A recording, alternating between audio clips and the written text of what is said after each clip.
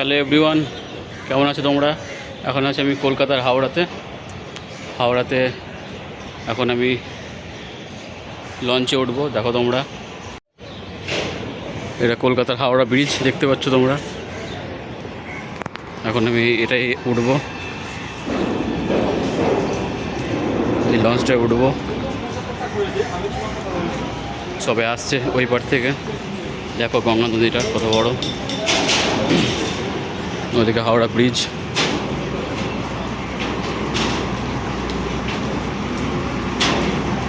কেমন লাগছে ভিডিওটা অবশ্যই জানিও।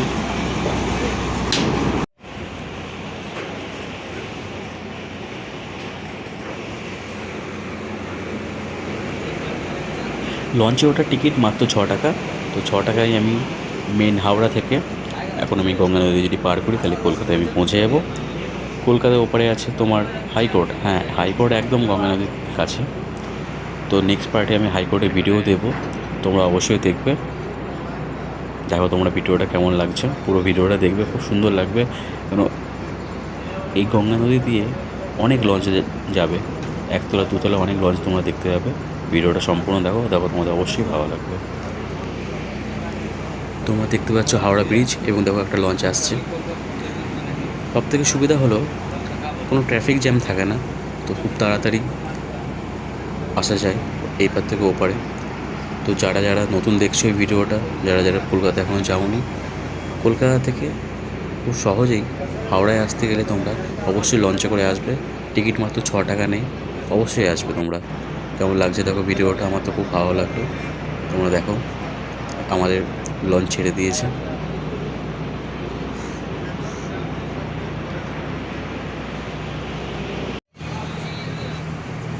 আমাদের লঞ্চ অনেকক্ষণ আগে ছেড়ে দিয়েছে। দেখো আমাদের সামনে একটা লঞ্চ যাচ্ছে। তো কলকাতায় তো অনেকেই মেট্রোতে গেছো, বাইকেও গেছো এবং ওলা ওবারেও গেছো। কারা কারা এরকম নদীপথে লঞ্চে গিয়েছো বলো? দেখো এখন বিকেলবেলা সুন্দর লাগছে এই ওয়েদারটা। প্রথম লঞ্চে উঠলাম কলকাতায়, খুব ভালো লাগছে অভিজ্ঞতা তোমাদের সাথে শেয়ার করতে। তোমরা কারা কারা গিয়েছো এরকম লঞ্চে করে কলকাতায় ঘুরেছো তোমরা অবশ্যই কমেন্ট বক্সে জানিও।